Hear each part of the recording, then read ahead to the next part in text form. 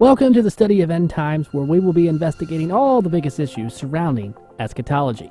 My name is Adam Jordan Clark, and I will be guiding you through this long journey of uncovering the truth of what we call the end times. This study will include topics like the writing and dating of the book of Revelation, early-late date debate, the destruction of Jerusalem that occurred in 70 AD, the rapture, the end times, the second coming of Christ, Jewish and Christian apocalyptic literature, early churches, early Christians, Flavian and Josephus, Jesus' apocalyptic message, the New Testament's apocalyptic message, and one of the most important things we could ever talk about, the meaning of the kingdom of God. Join me as we dive deep into the study of eschatology.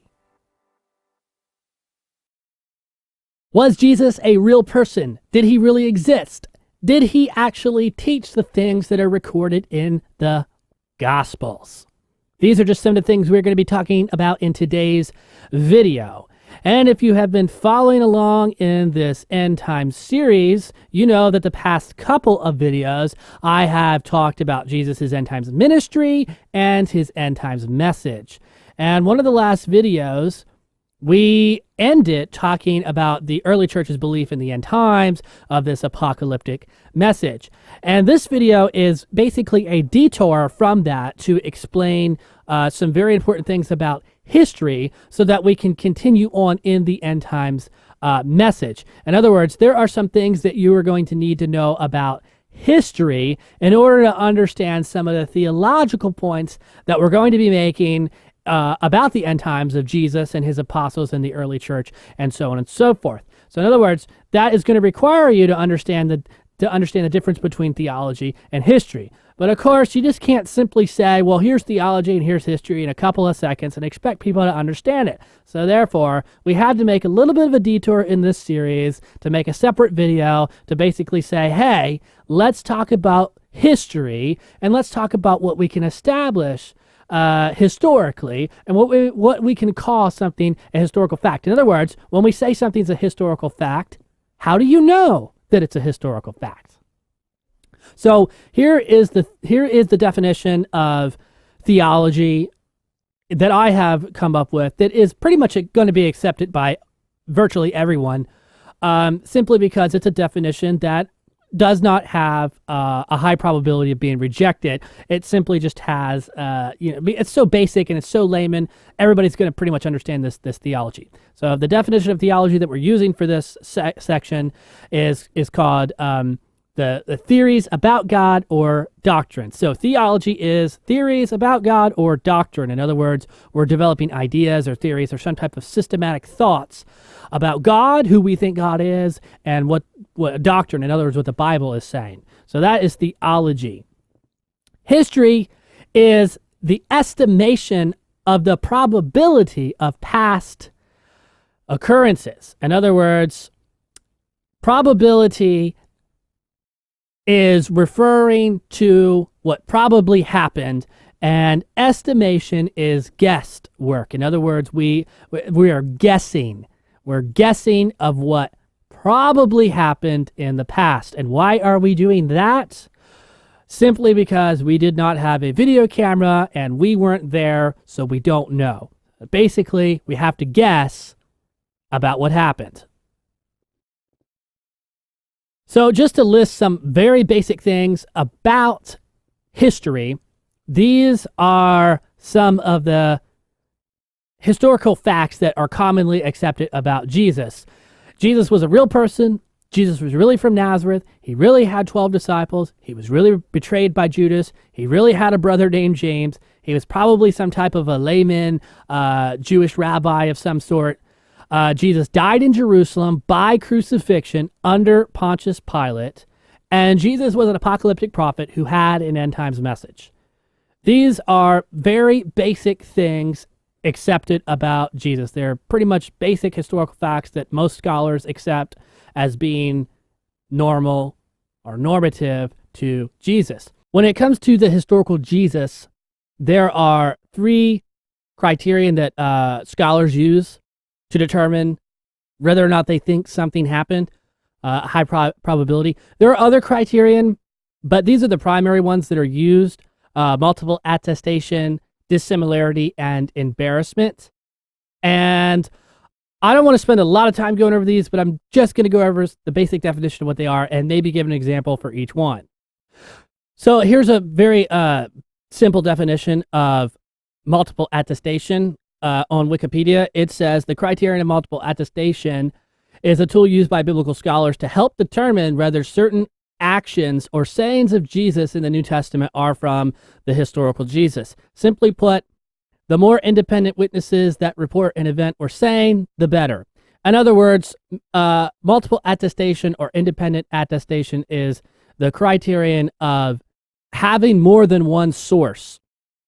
So, and having those sources talking about the same thing. So, for example, the Gospels meet this criterion. We have Matthew, we have Mark, and we have Luke, and some parts of John, and we also have Josephus, for example, that talk about like a couple of things, actually. But mainly we have Matthew, Mark, and Luke, and they all pretty much talk about the same thing, but they're all independent. These are all independent sources.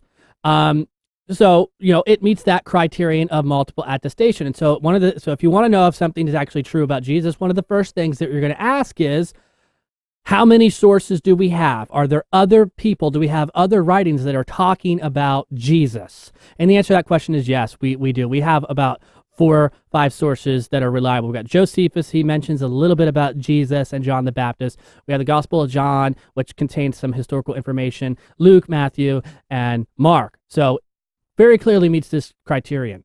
The second criterion that is most likely or most commonly used by scholars is dissimilarity. And it is used to determine if a statement attributed to Jesus is authentic or not, or may be authentic.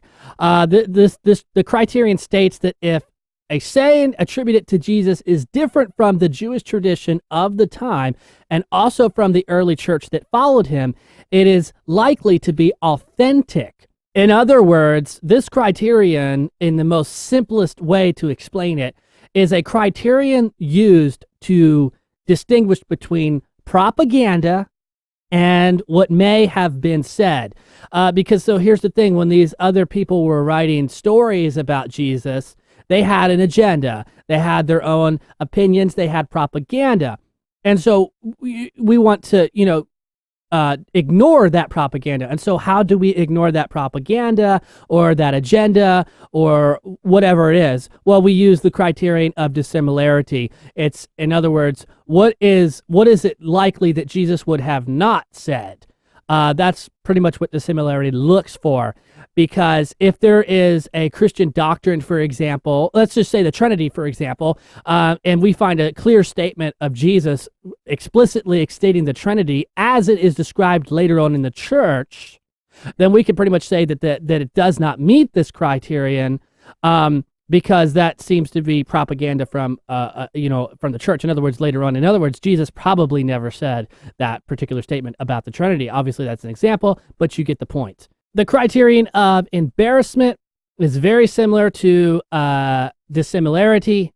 It basically is the criterion that looks at an account and asks if it would be embarrassing to its author. This Wikipedia goes on to say, the criterion of embarrassment is the type of critical analysis in which an account likely to be embarrassing to its author is presumed to be true, as the author would have no reason to invent an account which might embarrass him or her. In other words, if they tell an embarrassing story, it probably is true. So this criterion is mainly about the author of the book. So very quickly, I want to give an example of multiple attestation because it is one of the most important criterion that we can use when we talk about history or whether or not something happened or may have happened. So here's the example. Mark makes it clear that John the Baptist was a prophet, but says it in such a way where only his audience knows what he means. In other words, there was an oral story of John that was never recorded in Mark's gospel and is briefly mentioned in Mark 11:32 when telling the story of Jesus being questioned by the high priest about the origin of John's baptism. The text reads, "They arrived again in Jerusalem, and while Jesus was walking in the temple courts, the chief priest, the teachers of the law, and the elders came to him. 'By what authority are you doing these things?' they asked. 'And who gave you authority to do this?' Jesus replied, I will ask you one question, answer me, and I will tell you what authority I am doing these things. John's baptism, was it from heaven or of human origin? Tell me. They discussed it amongst themselves and said, if we say from heaven, he will ask, then why didn't you believe him? But if we say of human origin, they feared the people, for everyone held that John was really a prophet. So they answered Jesus, we don't know. Jesus said, neither will I tell you what authority I am doing these things. The phrase, everyone held that John really was a prophet, only makes sense if you already know what Mark is talking about. The problem, though, is that there is no mention of people believing John was a prophet anywhere in Mark's gospel, nor of Jewish leaders rejecting John. So, what is Mark talking about? Josephus gives us the reason, or the oral story, of why the Jews hated John the Baptist. He wrote, when others too joined the crowds about him because they were aroused to the highest degree by his sermons, Herod became alarmed. Herod decided, therefore, that it would be much better to strike first and be rid of him before his works led to an uprising. Though John, because of Herod's suspicion, was brought in chains to Machaerus and there put to death. That is what Josephus tells us about John the Baptist. Now, here is what's interesting. When we read in Mark, which was written about 70 AD, around the same time of Antiquities, Mark just throws this statement out there and says, they feared the people, for everyone held that John was really a prophet. And he doesn't give us any explanation. So what that says is that the people in the first century that Mark was writing to knew about this situation between the Jews and the prophet, but Mark doesn't actually write it down in his gospel. And so Josephus it tells us sort of what may have probably happened. And so, in other words, we're able to put the pieces to the puzzle, maybe, because we have Josephus's account. So in other words, Josephus is kind of like sort of telling the other side of the story about John the Baptist. Because when you ask the question, why was John the Baptist killed? You just can't read the gospel and say, well, it's because of this, especially when you run into a statement like this. It says they feared the people. Who feared the people? Well, the Jews. It wasn't the Romans who feared the people, it was the Jews. And so because of their fear, there's they give this explanation of, we don't know. And Jesus says, well, I won't tell you either. So he's very, very, very, very clever in his answers. When Jesus is very clever in his answers to the Jews, or to the high priest and the teachers of the law, while he's in Jerusalem. Very much different than what we see when he's not in Jerusalem. Earlier on in this series, I asked a question about why Jesus died, or why Jesus went to Jerusalem, particularly when we have good reason to believe that Jesus probably knew that he was going to die in Jerusalem. So it's like, why did he go there if he knew he was going to die? And of course, there's a theological reason, which is that it's divine and it's God's plan and it was in God's will, and so he was following God's will, and so on and so forth. That's a theological answer, but you have to think about it historically. And we're talking about historical stuff, and in light of this historical criteria that we're talking about, I want to talk about this issue of why Jesus went to Jerusalem and how Jesus actually died. So if you look here on your screen and you see this passage here, and we're in Mark chapter 11, and this is verse 15. And this is the first time Jesus goes to Jerusalem. This is when he comes into Jerusalem. It says, on reaching Jerusalem, Jesus entered the temple courts and began driving out those who were buying and selling there. He overturned the tables of money changers and the benches of those selling doves, and would not allow anyone to carry merchandise through the temple courts. And as he told them, he said, is it not written, my house will be called a house of prayer for all nations, but you have made it a den of thieves. Verse 18, Mark tells us, the chief priest and the teachers of the law heard this and began looking for a way to kill him, for they feared him because the whole crowd was amazed by his teaching. So when we read the rest of Mark's accounts, what's interesting about Jesus' time in Jerusalem is that when he is in Jerusalem, Jesus is not performing miracles. He never performs a miracle. The only miracle that he performs is when he curses the withered tree. But that's probably out of anger. So that's not really a miracle anyways. Or it might be a miracle, but it's nothing special compared to the rest of the stuff that we see prior to chapter 11 or prior to Jesus coming to Jerusalem. In other words, when you read Mark's gospel, it starts out and Jesus just is healing everybody in Galilee. Then he leaves Galilee and he comes to Jerusalem, and all of a sudden he's a wise teacher or a wise prophet, and he doesn't do any miracles while he's in Jerusalem. And he's there for 6 or 7 days, and then eventually he dies. And so the question is, why did he die? We have this great miracle-working man, this great miracle-working rabbi. He goes to Jerusalem, and he doesn't do any miracles, and he's killed. And so why is he killed? And also, when we take that understanding, and then we read the rest of the gospel, and we read the crucifixion story and the trial story, and we compare it with the criterion that we have talked about: multiple attestation, embarrassment, dissimilarity. What we see about Mark's gospel in terms of the crucifix story is very interesting, because there's good reason to believe that Mark probably altered the real reasons why Jesus was killed, and probably altered the crucifixion story simply because it doesn't make any sense. If you notice, I said that the resurrection is not a historical fact, and that's because most scholars don't. That's because it just doesn't meet the criterion. And here's where things get very, very complicated when it comes to Jesus. And this is where people get, and one of the reasons why it becomes very complicated is because people get upset. And what you have to understand is that when we talk about history, you cannot get upset, because there are lots of things. Because here's the thing: we're talking about an estimation, number one, which is guesswork. We're guessing. And then number two, we're talking about probability, which of course is not true or false. It's not fact or not fact. It's probability, meaning percentage. It could be 80% true, 90% true. I mean, I don't know. We're talking about probability. So you have to understand that even if this stuff isn't historical, it doesn't mean you can't believe it. It just simply, we're talking in terms of estimation and probability. And the language that we use for estimation and probability is a lot different than what we use for theology or beliefs or doctrine or religion or something of that sort. So here's the thing, is that when you read the rest of Mark's gospel, he talks about Pilate, and Pilate is he's a Roman governor who's in charge of Judea. And apparently he kills Jesus. But what's interesting about Mark's gospel is that he makes Pilate sound like a pretty reasonable man who's pressured by the high priest to kill Jesus, and he really doesn't want to kill Jesus. And the problem is that we know from other historical sources that Pilate is not a nice man. He's a very violent man, and we know pretty much from history that he would have not had a problem he would have not had a problem killing Jesus. He was not a soft man. He was not contemplating whether or not he should do this or not.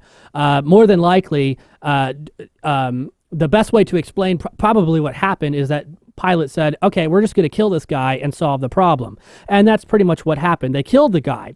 But the problem is that when you read Mark's gospel, he doesn't tell it like that. Mark makes Pilate sound like a totally different guy from what our other sources tells us. And so, obviously, if you understand this criterion, you can begin to see how things are unraveling. So it's sort of like a yarn ball being pulled apart right now, and this is just sort of where the cookie crumbles. And you continue on reading the crucifix story and so on and so forth, and compare it to the criterion. And what you kind of sort of end up thinking is that, not concluding, but thinking that Mark, whoever he was, probably changed the story quite a lot. How much, it's hard to say, but he changed it quite a lot. And so we have to read in between the lines and think, what really happened with Jesus? And I think that we can basically say that Pilate killed Jesus. Jesus was nailed to a cross, and that's basically all we know. People say that there was a Roman centurion who said, truly, this was the Son of God.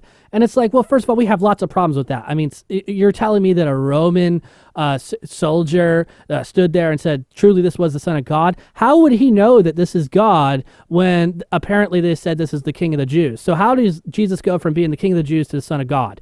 There's no explanation for that in Mark's gospel or any gospel at all. So that's a problem. How did he know that? Well, people say, well, he had a divine revelation. It's like, Come on. We're talking about history here. We're not talking about theology. If we were talking about theology, we can entertain that. We can talk about that. We can have all kinds of great conversations about that. But we're talking about history. How did this guy actually know that? And he probably didn't. There's no real explanation as to why he did it. There's no textual evidence at all. So it's very hard to establish whether or not this actually happened. The other thing is that this is a Roman crucifixion, and Roman crucifixions were very, very, very brutal. And one big thing about Roman crucifixions is that, they didn't let people take the body down. And that's what's interesting about the gospel accounts, is that this guy named Joseph basically asked Pilate for the body of Jesus, and they took the body off the cross, which we had to understand. This is a very strange thing, because it's a Roman crucifixion, and when Romans crucified people, they didn't let you take the body off the cross. They left it there because people who hung on crosses were criminals. So if it was a Roman crucifixion in a historical sense, as we know, or as what we know about Roman crucifixions, Jesus' body would have been left there. And so the question is, why is this story of Joseph there? Why is this story of Jesus taking the body down? Is this propaganda, or did it really happen? And this is so when you start asking these types of questions, this is where things become very, very, very complicated, because you cannot have a resurrection unless you have a body in a tomb. And you can't have a body in a tomb unless you get that body off a cross. And how do you get that body off a cross that was placed there by Rome?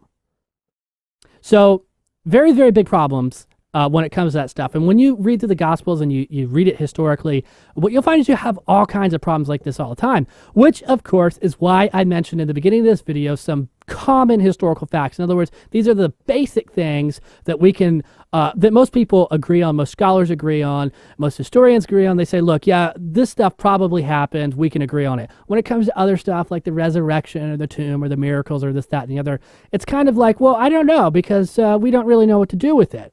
Doesn't mean it's not true. Doesn't mean there's not probability there. Doesn't mean that it can't be argued. It just simply means we're not really sure what to do, because it's very complex information. It's very ethereal. It's nothing to mess around with. So in other words, you got to be very, very, very careful in how you understand this stuff.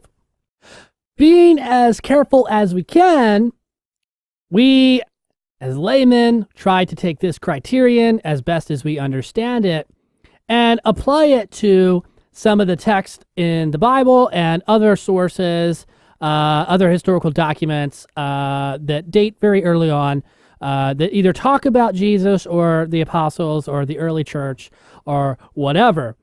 And so based on those things, I've written about 5 things here about the end times. Because here's the thing. When it comes to the end times, or the end times message, there seems to be a lot of confusion about that message and what that message was and how long that message continued on here in the modern world, the 21st century, because lots of people do not understand history. They don't understand historical criterion, and they don't really understand how we understand historical facts, or how we date things, or how we establish historical facts.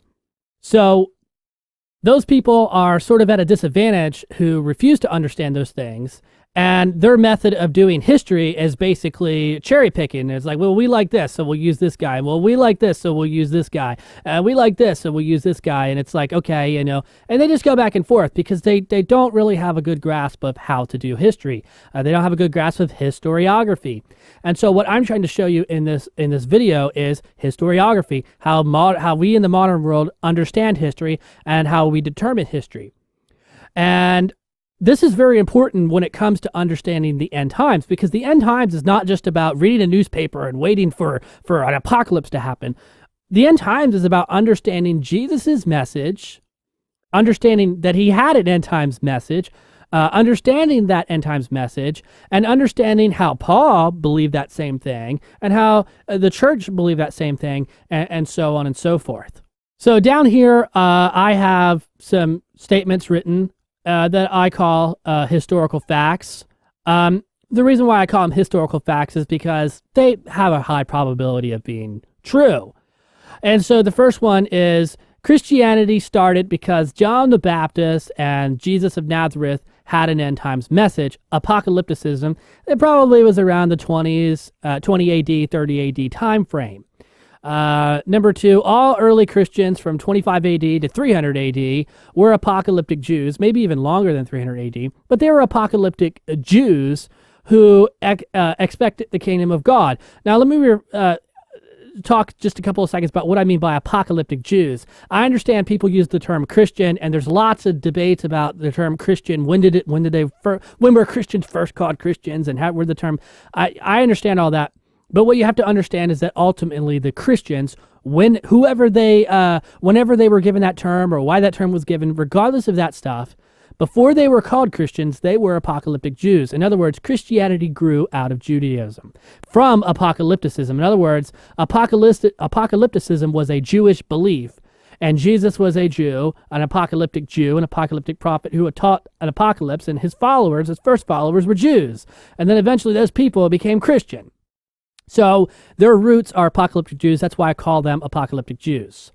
So don't get confused about that. They eventually became Christians, or became known as Christians, but they're apocalyptic Jews. Number three, the patristic fathers anticipated Jesus' second coming, the rapture, and the physical kingdom of God, 100 AD to 400 AD, somewhere in that time frame. For example, to talk about the rapture, people are like, well, the rapture came up with John Darby, or the rapture came up with some girl who had a fever and she was laying on a bed or whatever.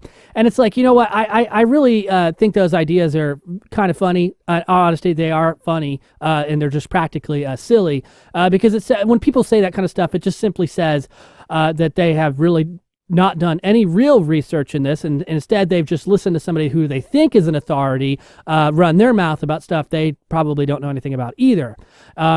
Which is why I'm a big advocate in this series, and all my material is I'm showing an advocation for you to become a student and do your own research. And that's why I'm trying to guide you towards sources and give you understanding. And I'm not trying to tell you facts and say you should believe this or you should believe that. Instead of doing that, I'm trying to give you the tools that you need so you can go and understand the stuff for yourself.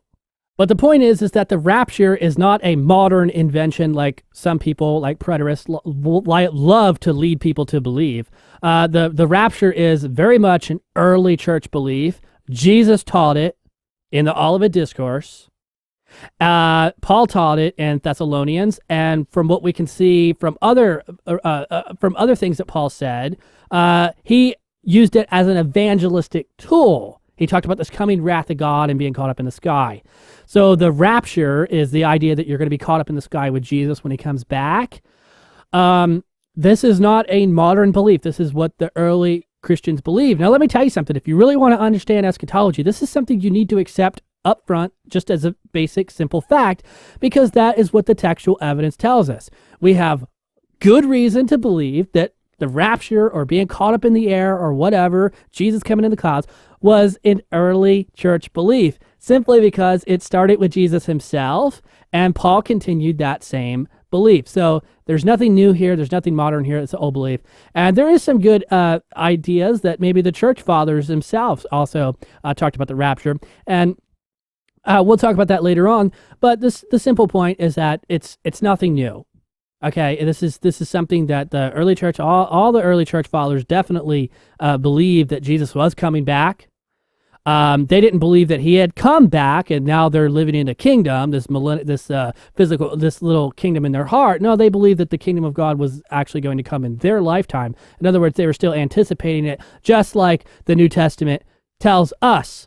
So let me emphasize that point. Number 4, Christianity has always been a Jewish apocalyptic cult, originating from the message of John the Baptist and Jesus of Nazareth, and was continued by their disciples from 20 AD to around 80 AD, meaning both John the Baptist disciples and Jesus of Nazareth disciples.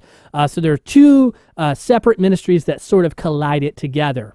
Number 5, the Apostle Paul was a Jewish apocalypticist who converted to Christianity and spread Jesus' apocalyptic message from Judea to Greek cities under Roman control. In other words, Paul took Jesus' message to the Romans. And that's also one of the reasons why when you read some of the Gospels, for example, they probably are, they are, let me rephrase that. They are making Pontius Pilate, during the crucifixion story, they are making him sound like a nonviolent person, that he's a softie or something like that. And one explanation as to why that is because the audience of these Gospels were Roman citizens, and they wanted Rome to not appear to, the Gospel writers didn't want Rome to be the bad guy. But the truth is that Pilate was a violent man, and he had no problem killing Jesus. He killed people all the time, and he had no mercy on Jesus whatsoever, instantly killed him, had no problem with it whatsoever. And so, in other words, Mark and Matthew and Luke, they probably changed the story simply to fit their audience's need.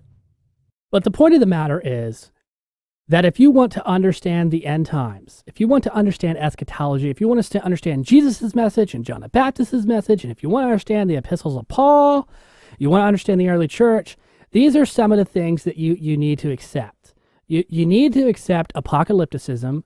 You need to accept Judaism as being or Christianity as being a Jewish group, something along the lines of a cult. It doesn't necessarily have to be a cult itself, but something along those lines. In other words, a very separate group that believes something very separately from the other practicing Jews. Let me just say something about that for a second. If you do not accept that, you're going to have a very, very, very hard time reading the Gospels. Why is that? Well, because when you read the Gospels, Jesus is questioned by other Jews about the Torah. And Jesus is demonstrating that he has a different interpretation. Well, if Jesus has a different interpretation, what do you do about that? Okay, so in other words, it's telling you that Jesus has his own understanding of the law, and he starts an entirely different Jewish group. And that Jewish group, by the way, is not accepted by other Jews. Okay, so you might not want to call Christianity or Jesus's movement a cult, but because, cult in the English American language is very bad. When you say cult, it's bad, but, you read it in different light, and it's like, okay, I can understand the word cult. Maybe cult's not the best word, but for right now, it is the best word because it's a good description of what Jesus was like according to the Jews. Not according to you, but according to the Jews. In other words, the Jews of his day considered Jesus' teaching and his movement to be a cult. In other words, it was not orthodox and it was not accepted. So that is a key element, or these are key elements, if you will, to understanding the end times and Jesus' apocalyptic message, and of course, the early Christians and the churches that we are told about in other writings, and of course, even in the New Testament. Returning to the point of multiple attestation and Josephus and Jesus and John the Baptist, I want to close with this thought, simply because I want to leave you with something very interesting to think about. Josephus makes it very clear to us that Herod wanted to have Jesus or John the Baptist killed. But there's a reason why he wanted John the Baptist dead. And Mark's gospel makes this clear to us as well. Mark says, yeah, of course he wanted him dead, but, he didn't want him dead. So we have this political thing going on, this political power type thing going on.